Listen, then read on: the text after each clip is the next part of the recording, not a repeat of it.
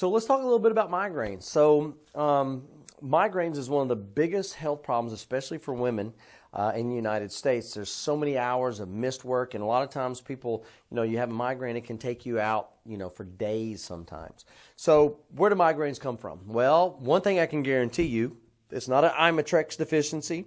It's not Excedrin or migraine. It's not, there's not a drug deficiency that causes migraine. So taking medications, although it might give you some relief, are never going to fix the problem, obviously, right?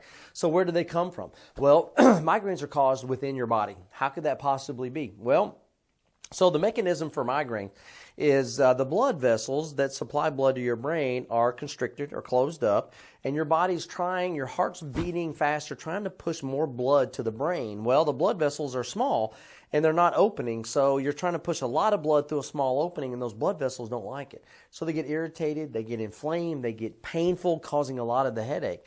Then you get a lack of blood flow to the brain, which can cause auras and a lot of other issues. Now, how do you correct that? Well, we have to make sure that the blood vessels are functioning the way they're intended to. How do we make sure of that? Well, so the nerve system is what controls the blood vessels.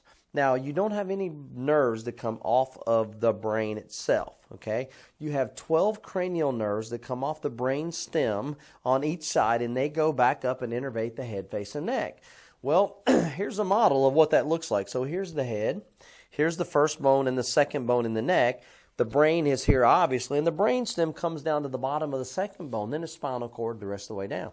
Well, the nerves, the cranial nerves that go back up into the head, face, and neck come off of the brain stem and go back up into the skull where they come back and innervate whatever needs to be innervated. So, for example, the nerves that innervate the blood vessels that supply blood to the brain, if one of these bones is out of a line, kind of like stepping on a garden hose, it diminishes the message from the brain to the blood vessels. So when the brain says, I need more blood, and heart speeds up, starts pushing more blood, but the blood vessels never completely dilate, then you don't get you get the symptoms of a migraine because you're trying to push the blood through there. So what we have found is a misalignment here could be interfering with the messages to the blood vessels. If we can find it, and if we can open it up, so now, like taking your foot off the garden hose, now the message gets to the blood vessels the way they're supposed to, then the blood vessels now will open up or dilate and allow proper blood flow. So for one, you can stop the migraine, and if maintained, we can prevent